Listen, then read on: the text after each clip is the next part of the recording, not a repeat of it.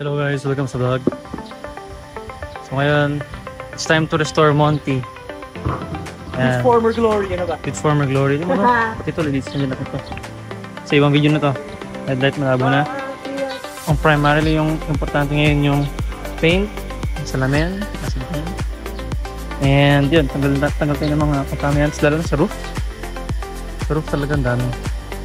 Wala kang kintab. Baka mga lawang of teacher. So let's go. Time-lapse na lang. So, eto guys, gagamitin natin ngayon pang tanggal ng as drain sa salamin. Sponsored by Mark Cadinomads. Thank you po dito ulit.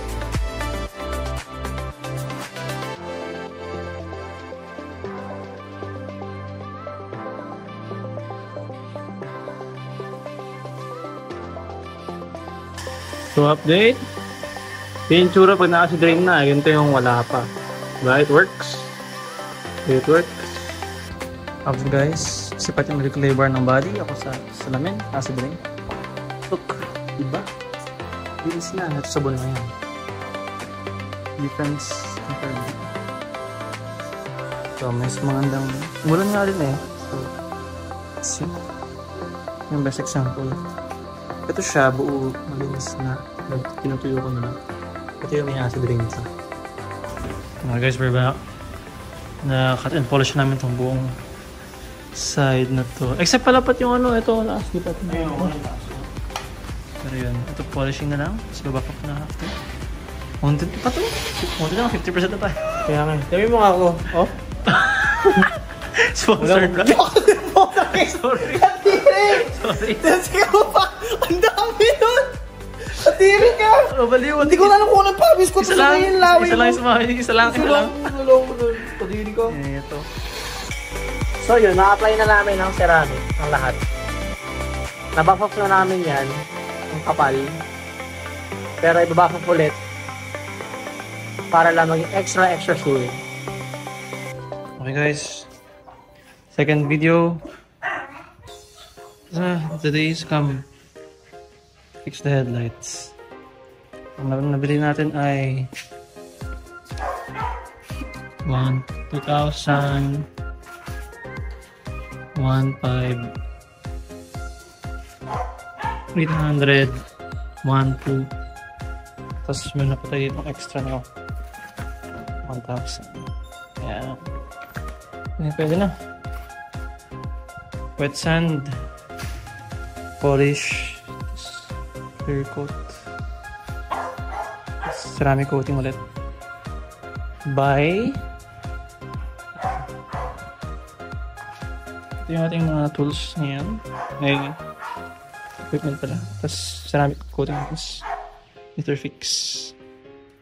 So, I pop the hood, and then sinabon, pinunasan, and then after that, clean with water. Then after that, pwede ka mag-last step na isopropyl. Pero since lilihan naman natin, kahit hindi na. So yun, mag-isimula tayo guys sa 800 grit. And as you can see guys, nag-wet sand tayo. Gamit with spray water. And horizontal strokes. So medyo yellowish siya kasi nga natanggal yung old ceramic and coat. So yun, after nun, pag okay na siya, since meron pang ito mga ito kasi nga yung residues ng old ceramic coating. Ito.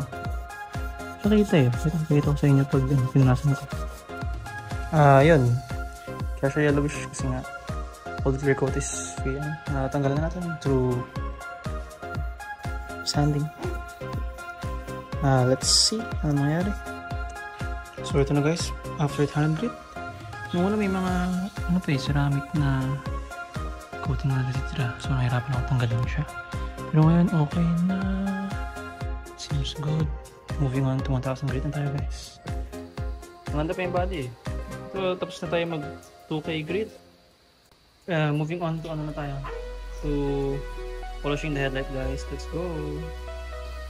So na guys. Alcohol. Medyo matabang. Tapos some clean tissue. Lid free. Let's go. Ito rin guys. Same sa pinangkat and gloss natin ng body. Supra 1 cutting compound, first step. Let's go. Tapos ito tayo, naka-foam pad tayo ngayon. So guys, naka-polish na natin siya. Tapos na rin sa sanding, umulan na naman, lakas. May issue tayo, ito ligaw na nito, grabe. May issue tayo ngayon dahil sa R5. Mamaya, kaya di pa namin siya masaceramic, kaya winax na lang muna namin headlight. IPA na lang namin mamaya. Okay guys, we're back. So, maganda na yung headlight, very clean. Pag-light naman sila ng ating nilinisan. And then, the hood. Cut and polish pa namin siya para makuha. Kasi meron pang mga contamination dito sa part na to.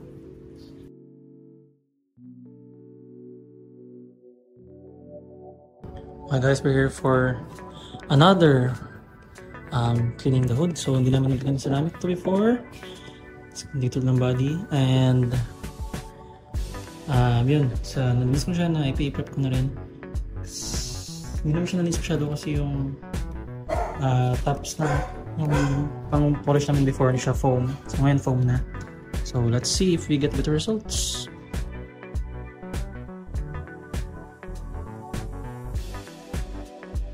Medyo kinapos tayo ngayon kasi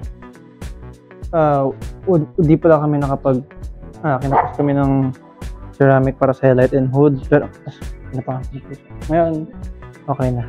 Let's go. Apply lang naman. So linis lang natin yung hood only at headlight. Apply na agad.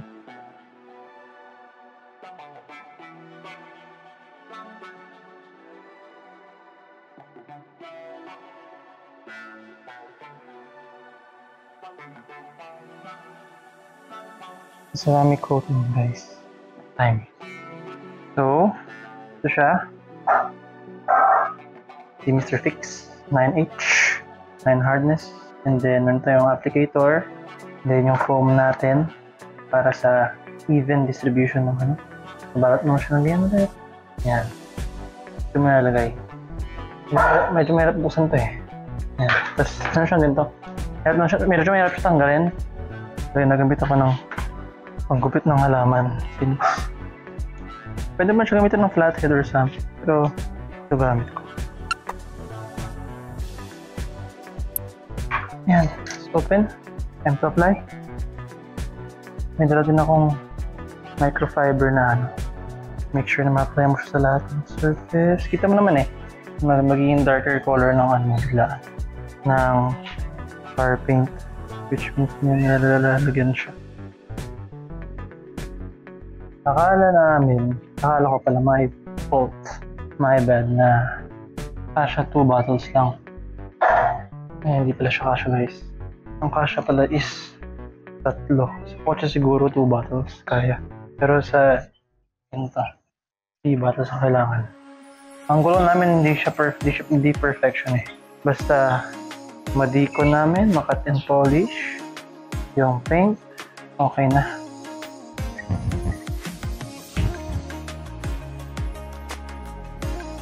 Ang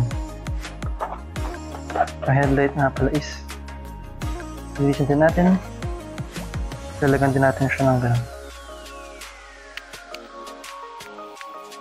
Importante matanggal natin yung ilagay namin ng wax. Nilagyan namin ito ng wax eh. And being one day lang naman. Ayan. Bone and punas. After itatak natin siya. IPA din pala. Pop up the hood, guys. Diba? Oh man.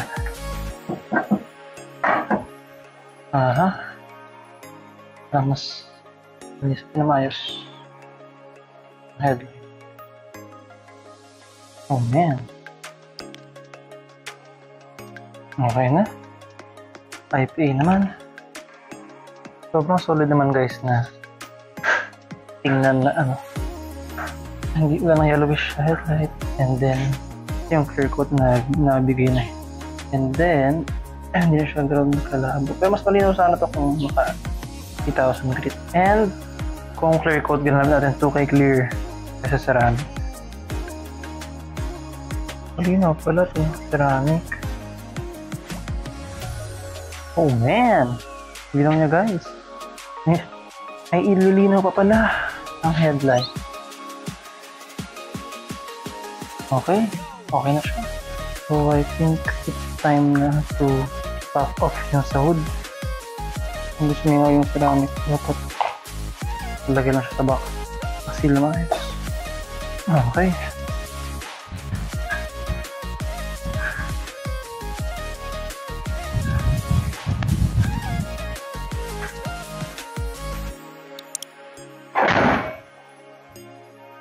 Pero parang dito pala kailangan. Atras muna natin yung car. Ulan na naman.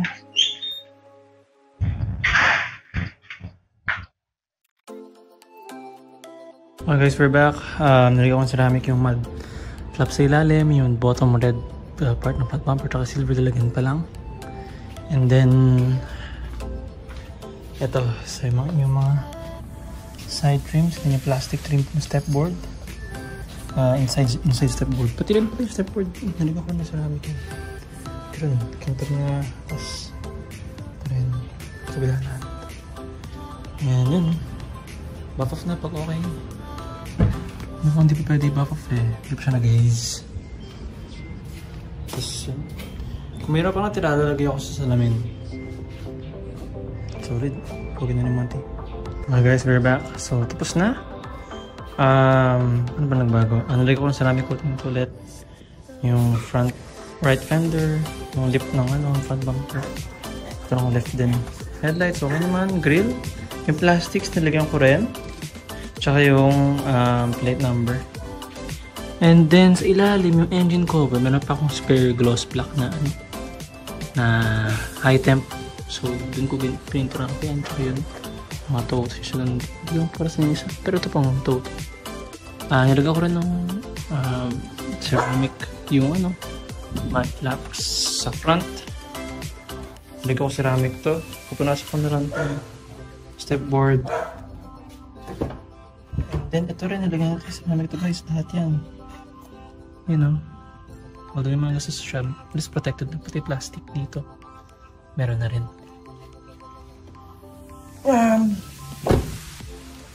Basically yun na, yung itong mga plastic ko, nilagyan ko rin ulit.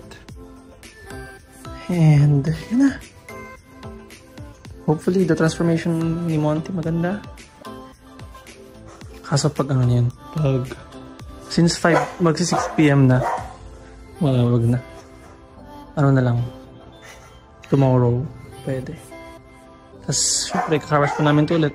Yung ceramic wax. So, see you in the next clip, guys.